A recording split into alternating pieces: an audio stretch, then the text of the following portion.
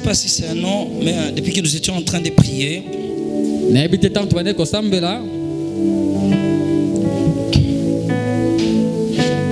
je voyais juste qu'on a écrit victoire.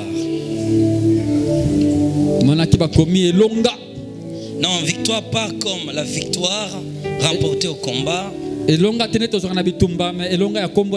comme victoire le nom de quelqu'un.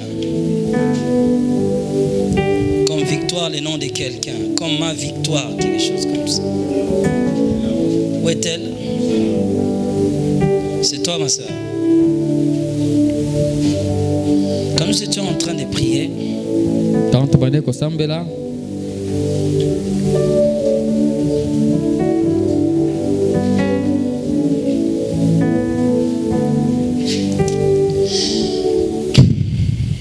vois-moi seulement la fin.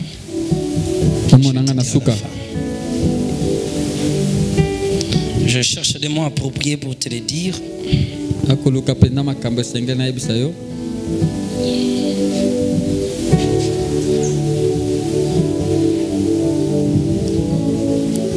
Je n'en trouve pas.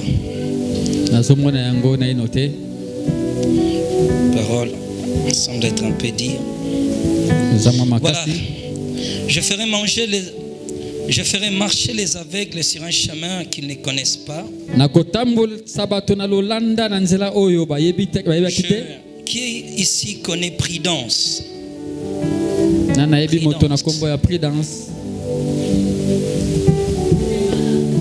Elle prie ici. Elle prie ici. Elle n'est pas venue. Prudence.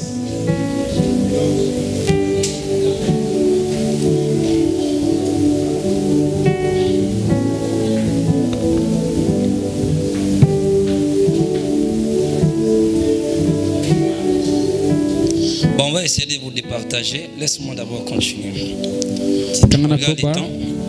Je ferai marcher les aveugles sur un chemin qu'ils ne connaissent pas. Je les conduirai par des sentiers qu'ils ignorent. Je changerai devant eux les ténèbres en lumière et les endroits tortueux en plainte.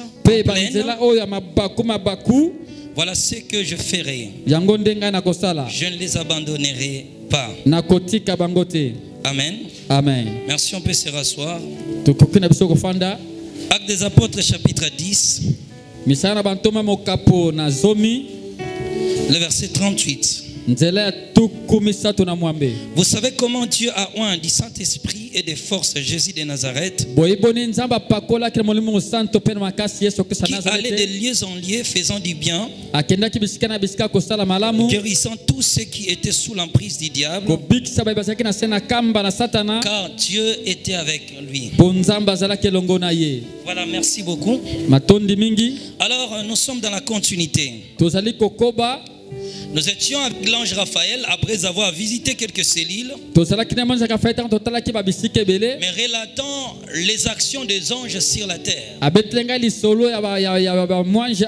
de rappel, nous sommes en train de parler d'un témoignage sur le royaume de la guérison divine. C'était une expérience inédite montrant comment Dieu peut intervenir dans l'histoire des hommes sur la terre. Comment Dieu vient impacter et changer les cours même des événements. Alors, nous avons commencé d'abord à visiter le royaume du prince de l'air, qui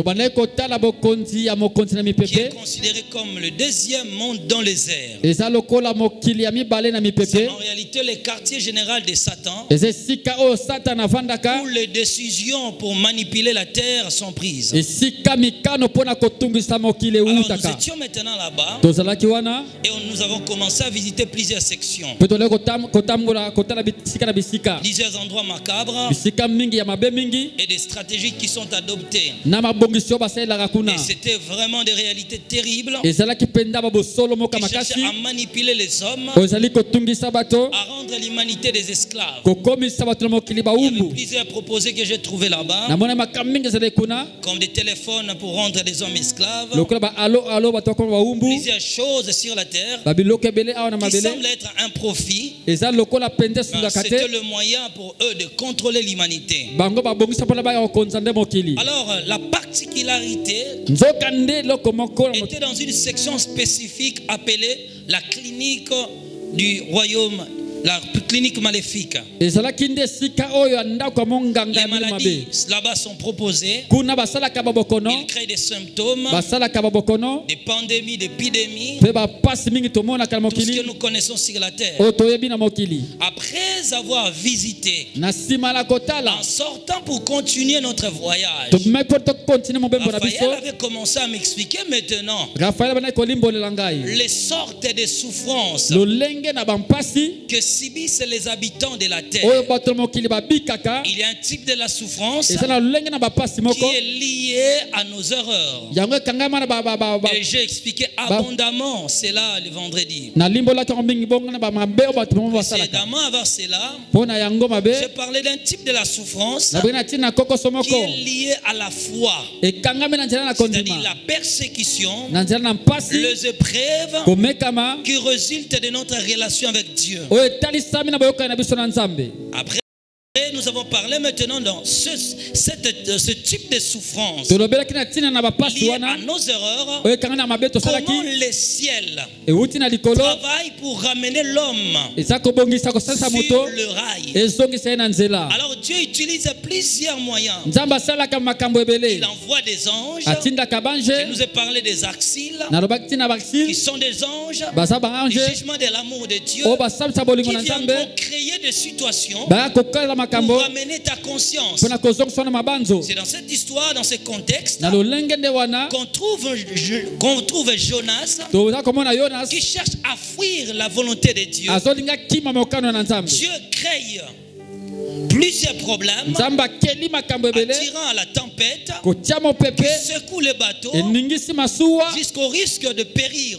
Les gens ont tout perdu.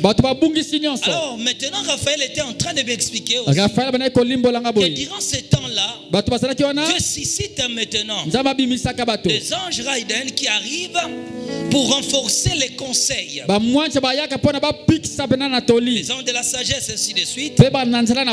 Je nous ai expliqué et je continue. Alors je continue par cette phrase. Il dit lorsque une personne est sous la discipline céleste, il peut causer du tort même aux gens de son environnement, tellement que Dieu l'a soumis à la discipline céleste. Elle peut être dans un endroit, c'est cette personne-là qui porte le problème. Elle entre dans les affaires, tous les gens échouent.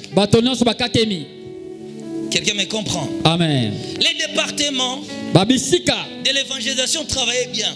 Le jour où le pasteur a pris la personne ajoutée, adjoint dans ce groupe, directement tout le monde se fatigue. Les gens ne veulent plus parce qu'elle est sous la discipline céleste. Dieu est en train d'essayer pour la ramener sur le bon chemin. Elle devient porte-malheur. Les choses entre ses mains n'évoluent plus. Elle peut tout essayer. Elle ne voit plus les avancées. Il n'y a plus d'avancement, plus de progrès, plus de réussite.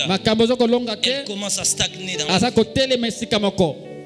On peut l'aider, on peut l'associer dans les affaires, mais tout le monde va échouer parce que sa présence est sous la discipline céleste. Alors je nous ai expliqué quand Dieu et comment Dieu opère. Toutes ces choses-là, c'est pour préserver l'homme. Raphaël me dit encore, il y a encore un autre type de la souffrance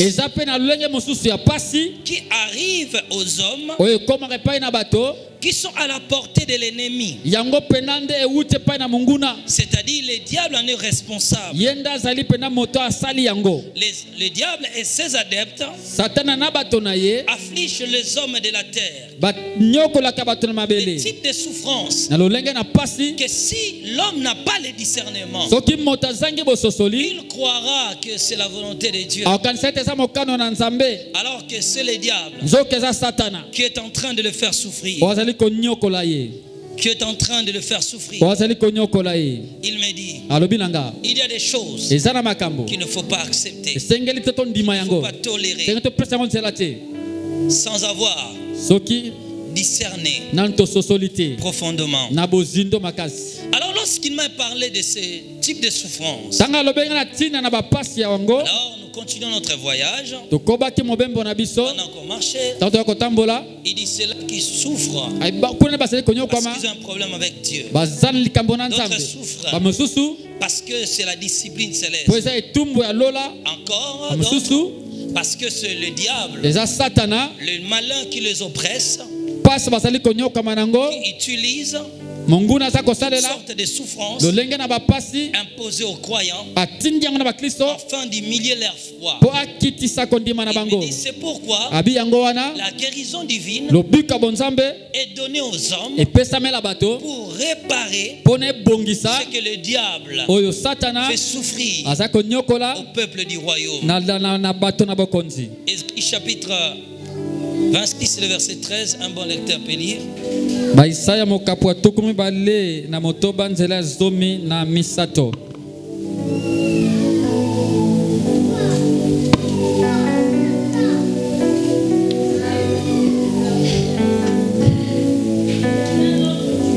Yahweh nzambe na biso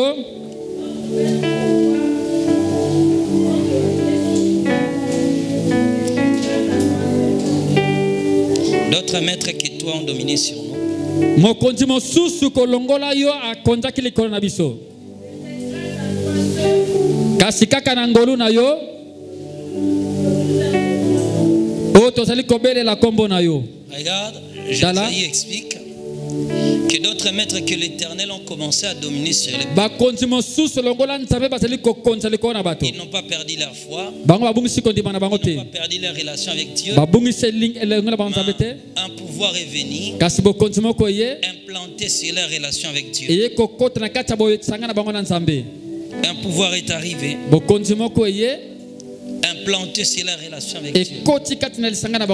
Et nous n'avons jamais oublié ton nom. Nous continuons de t'adorer. D'autres maîtres sont arrivés. Ils ont commencé à dominer notre vie. Alors il m'explique. Les diables utilise plusieurs stratégies pour manipuler l'humanité. Il vient par une puissance extrêmement élevée pour mettre sous son autorité même ceux-là qui prient. Alors lorsqu'il m'a expliqué cela, je continue à lui poser la question. Alors qu'est-ce qu'on doit faire? Après quelque part, il me regarde, il dit tout ce type de souffrance que subissent l'Église, le croyant en Christ, n'ont besoin que de l'amour manifeste du Christ. L'amour manifeste du Christ exprimé par des frères et sœurs au Seigneur. Il me dit, comprends-tu cela? Jean chapitre 15 verset 12. Je répondis, oui, j'ai compris.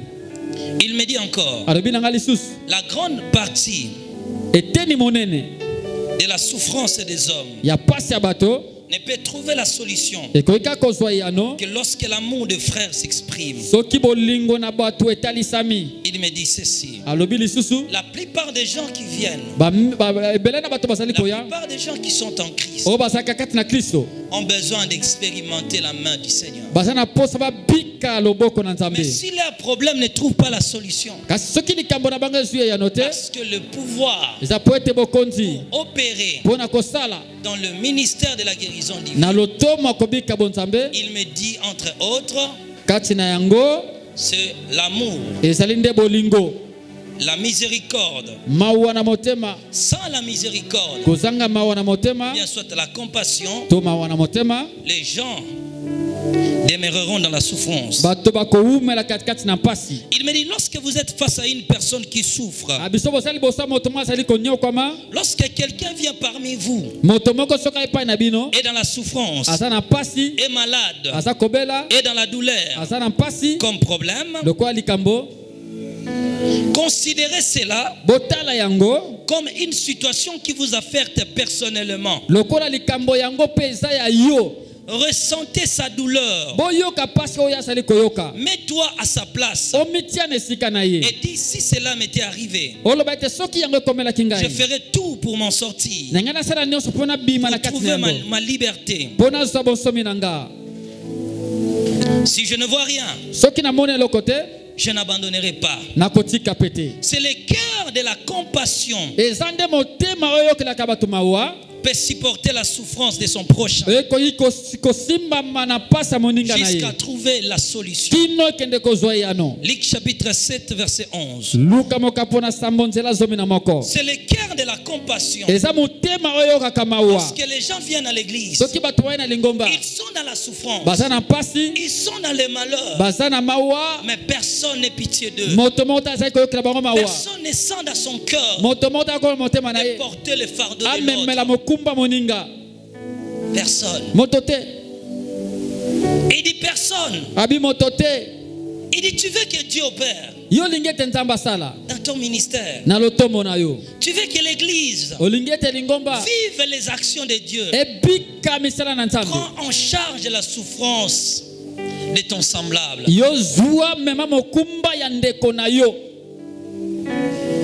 Prends en charge la souffrance de ton prochain. Prends en charge. Il dit, les actions du ciel sont souvent arrêtées par la famille de Dieu sur la terre. Dieu peut accomplir de grandes choses, les désirs accomplir dans son assemblée. Mais l'église limite son action. Son peuple limite son action. Les actions du Seigneur sont souvent arrêtées par la famille de Dieu sur la terre.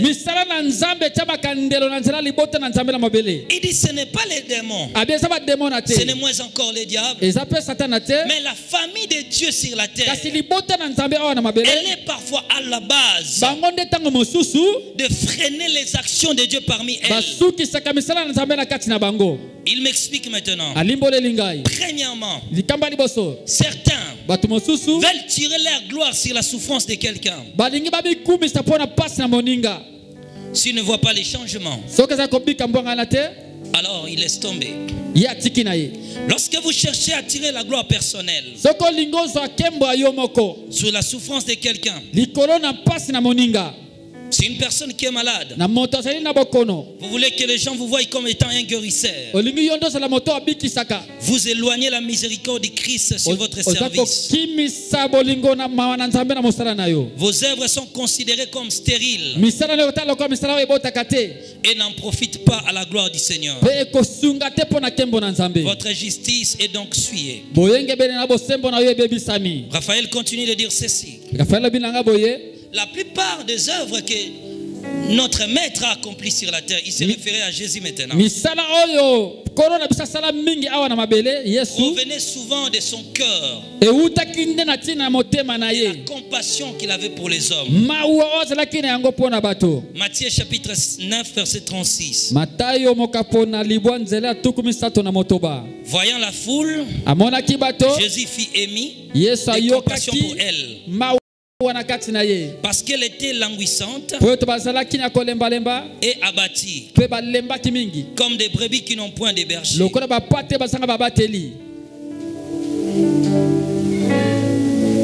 Luc 15 verset 32. Jésus ayant appelé ses disciples dit, je suis ému de compassion pour cette foule.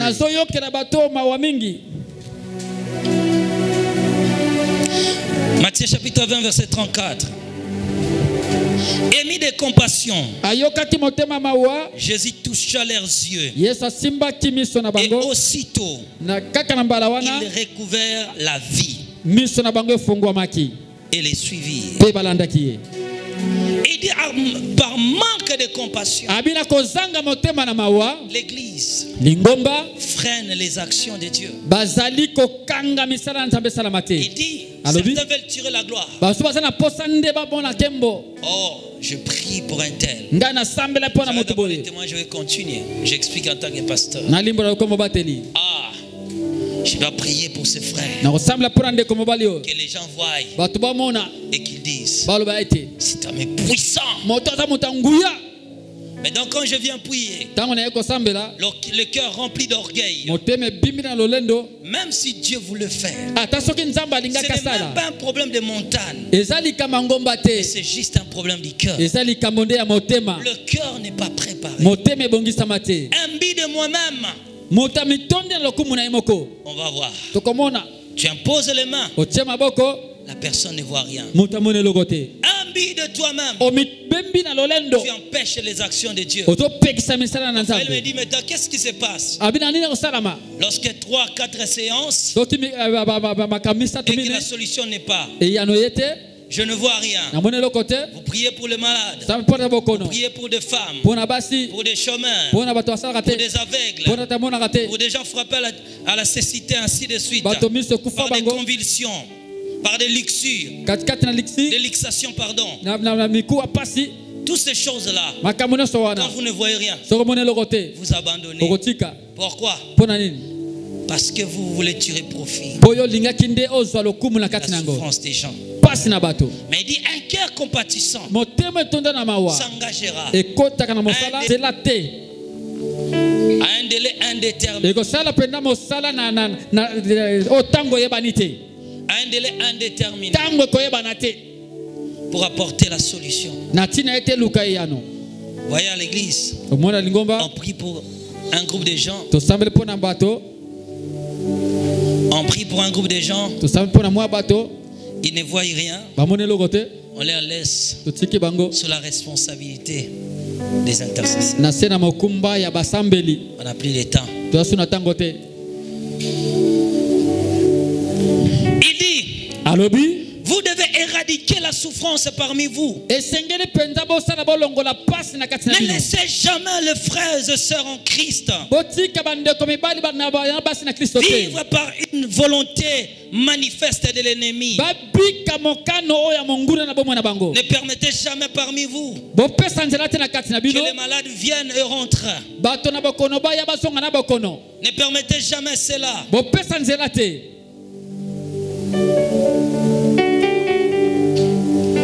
Que les gens viennent avec la douleur et rentrent avec la douleur. Il me dit ceci: si ça prendra des mois, si ça prendra des jours, le Seigneur agit selon sa propre volonté. Mais vous, engagez-vous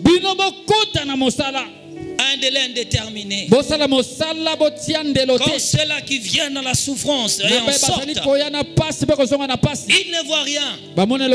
Les malins en profitent pour affaiblir leur foi. Lorsque les gens viennent à la souffrance et que l'Église ne leur prend pas en charge, Dieu n'est pas content. Dieu n'est pas content. Si vous ne réussissez pas dans un service, c'est parce que vous manquez une attention soutenue sur le fardeau des gens. Vous êtes souvent frustré lorsque les résultats n'en suivent pas votre rythme pour satisfaire votre ego.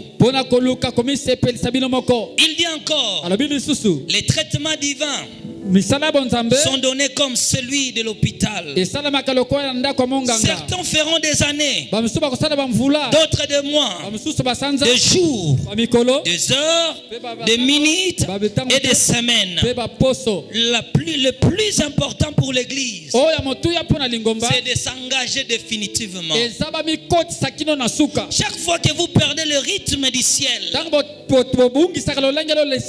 lui ai posé la question: comment devons-nous prier pour ces gens à problème? Il me dit chaque instant, chaque culte, de façon constante et permanente. Si quelqu'un parmi vous, il va commencer à énumérer.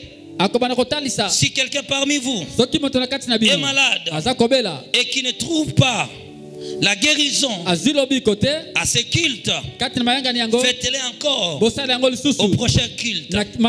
Assistez-les à la maison. Soutenez-les jusqu'au bout. Jusqu'au bout. Si quelqu'un ne travaille pas, engagez la compassion. Gênez pour lui. Priez avec lui. Et continuellement dans les cultes, prenez-lui en charge jusqu'à ce que le ciel va répondre à son problème. Si quelqu'un parmi vous est malade, portez-le en charge. Si quelqu'un parmi vous est aveugle, si quelqu'un parmi vous est extropie, est boité, si quelqu'un parmi vous est amputé, si quelqu'un parmi vous est stérile, si quelqu'un parmi vous est dominé par le démon, votre travail église, c'est de le prendre en charge. C'est la prise en charge par la compassion, apporte la solution au problème.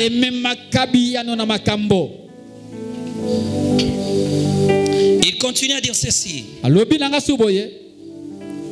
chaque fois que Dieu veut opérer, il regarde l'engagement de l'Église. L'amour sincère à trouver la solution au problème. 3. Les sacrifices dépassant l'effort des hommes à trouver la solution à faire sortir leur bien-aimé dans la souffrance. Quand les ciels voient ces choses, Dieu descend et agit par.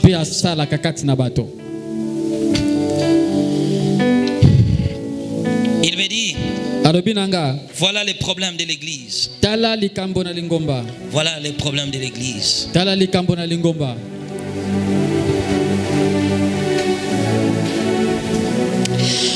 Tous les problèmes des gens qui viennent avec eux à l'église sans trouver la solution est un signal fort que Dieu appelle l'église à s'y engager profondément pour trouver la solution.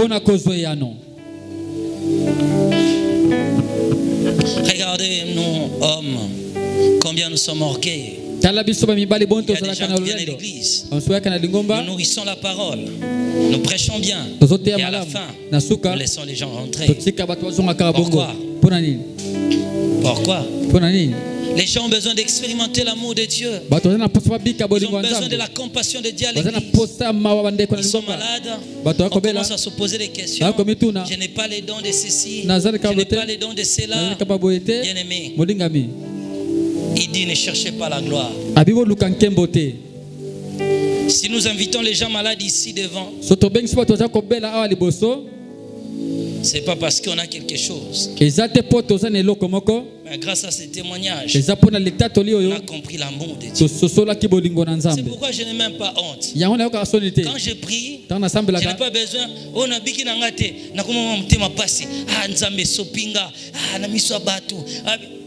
Il a dit: priez prier. Moi, je fais mon travail par la compassion. Je ne peux pas laisser mon frère malade. Non, si je prie, Dieu ne fait rien. À quoi cela me dérange? Pasteur, mon père,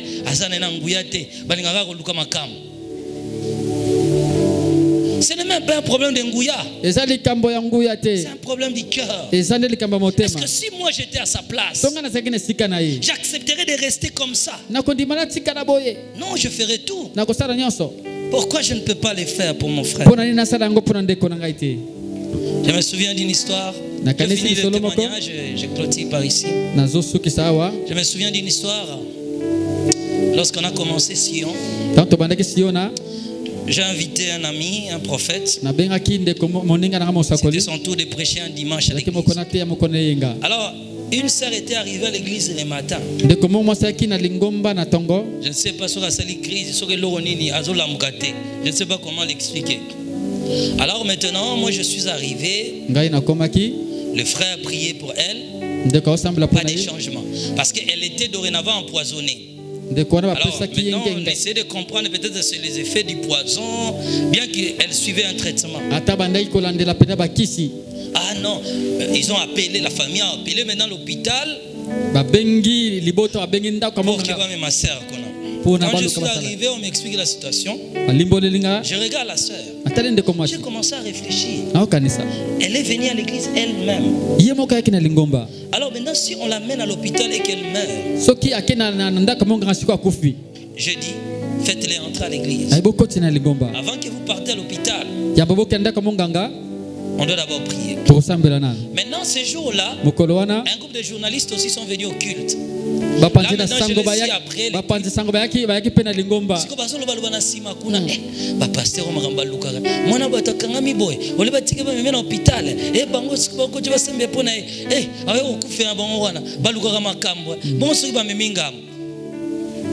J'ai dit, faites-les asseoir sur ma chaise. Elle était vraiment mourante. Alors l'ami là que j'avais invité, il a dit, est-ce que c'est bien de continuer de prêcher tant que quelqu'un parmi nous est dans cet état? Elle m'a dit, il m'a dit, l'homme de Dieu, est-ce que je peux prier pour elle? J'ai dit, il a prêché. Lorsqu'il a imposé la main, sans même toucher la sœur, la puissance de Dieu l'a saisi. L'esprit a quitté son corps. Les sœurs étaient totalement guéries jusqu'aujourd'hui. Alors on dit quoi, que cet homme est puissant? Ce n'est même pas un problème de puissance. Il a dit comment la prédication, alors que parmi nous quelqu'un dans la souffrance. Raphaël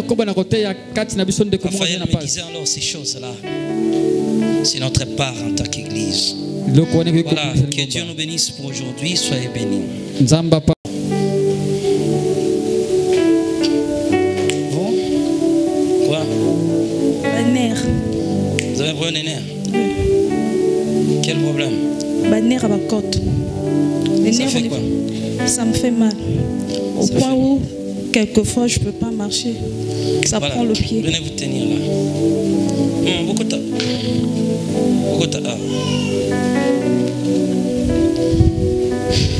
Voilà. Qui encore lève la main? Rhumatisme. Rhumatisme, oui. Asthme. Là-bas. Maman derrière. Makolo. Ok, changez l'autre moment. Vous venez vous tenir ici. Qui encore? Les enfants. Là-bas. C'est quoi mon? Viens. Viens te tenir ici. Mon fils, je crois que tu vas faire les services. Là-bas, c'est quoi? Viens, montez ici. Qui encore?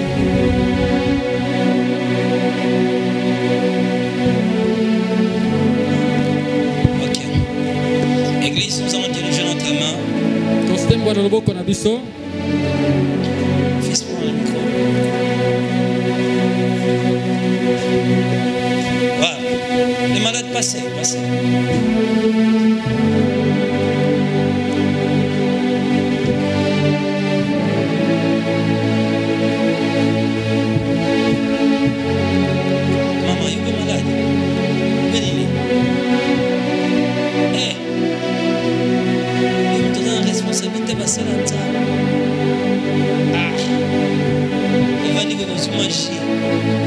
passer moi il va me mélanger. Moi j'ai cartobé. C'est dans ma bête, si vous passez à changer sur mon tour. Moi c'est folle, moi sur son hôtel, voilà. Moi dans son pas maman qui sont rose. Ma rose, rose comme ça là. Il y a belle. Si vous avez un tarapoto, vous avez un rapport. Donc c'est sur la base. Voilà. Chez vous, maman. Ok. Douleur dans les colos et puis genou. Douleur il y a kati awa na misisa ya kera na loboko. Voilà, mon fils va déclarer. Non, pour tout le monde. Tous ceux-là qui sont là. On ne touche pas. Peu importe le problème, pose tes deux mains sur la poitrine.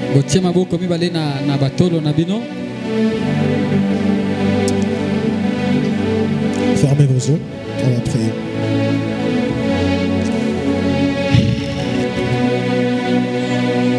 Dieu des esprits et Dieu de la grâce, je prie, Père éternel, en ce jour qui détermine un jour de jugement, je m'élève comme soldat de l'éternel. Père éternel, Dieu de gloire, je monte, Père, sur le char prophétique de ta gloire. Que la puissance de Dieu puisse accorder la guérison à chacune de ces personnes. Que là où la maladie s'est élevée comme obstacle, si ce sont des douleurs, si ce sont des problèmes, si ce sont des impossibilités de mobilité, je décrète et déclare comme fils de prophète, dans le nom puissant de Jésus-Christ, que la main de Dieu puisse vous localiser et vous accorder la paix que vous n'avez pas obtenue.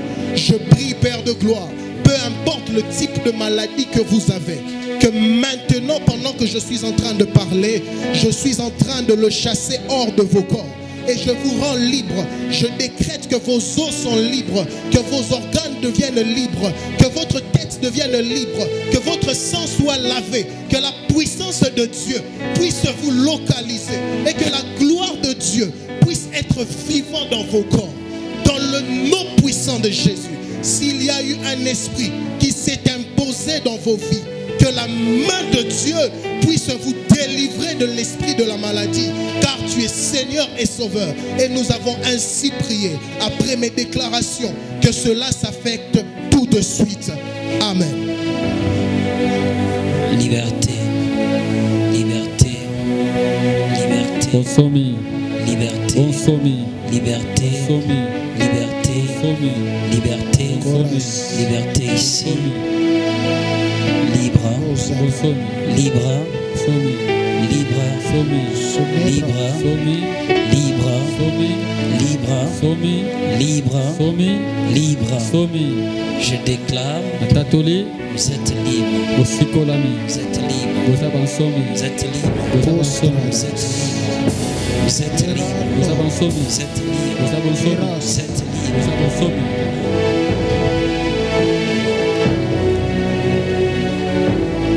Holy Spirit. Holy Spirit. Holy Spirit. Holy Spirit. Holy Spirit. Chacune est connectée au ciel. Une connexion au royaume de Dieu. Now.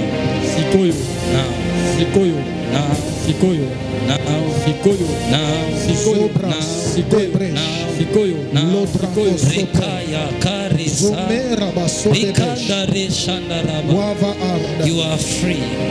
You are free. You are free. You are free.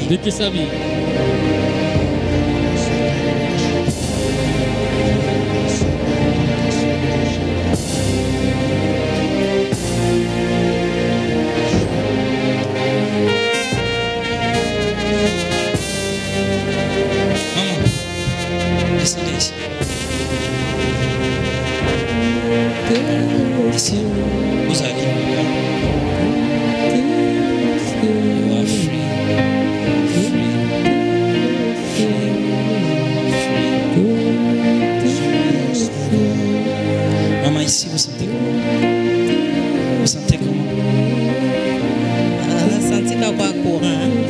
C'est la moussapé. T'es dans le genou. Allez, bougez le colon. Soulève. Encore. Laissez. Comment vous sentez?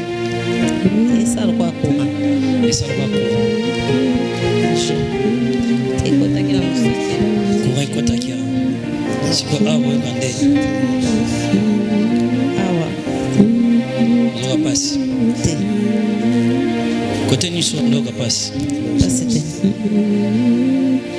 Quand avec le travail, le courant. Courant. Bougez sous genou. Vous aurez passé.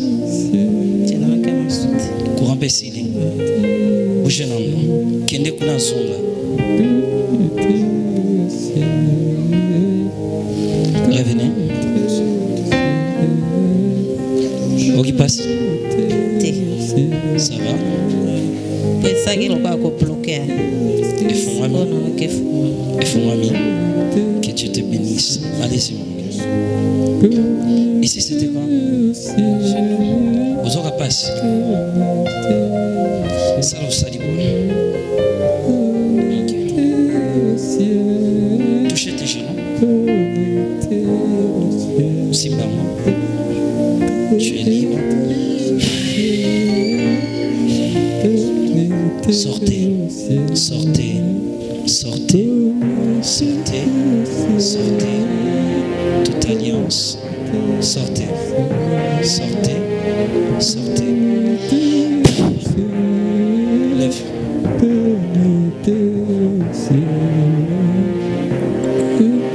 Bougez bien. Ok, passe. Essayez. Salut, vous sautez. Ok. Essayez. Que Dieu t'accorde la vie. Tu es béni. Amen. Soyez béni. Merci ici. Vous aurez passé. La minute est souhaitée. Ah, ok. Je vais souhaiter sur moi. Que Dieu te donne la paix. Amen. Ici. Amen. Vous aurez passé. C'est bon. Tu es libre.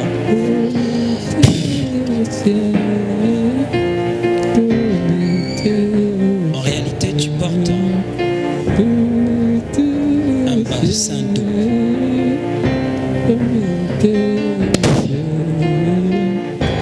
Au nom de Jésus, j'enlève le poids sur ta tête. J'enlève ce poids sur toi. Au nom de Jésus. Enlève la main. Enlève. Je repasse. Jésus. Ok. Ok. Passe.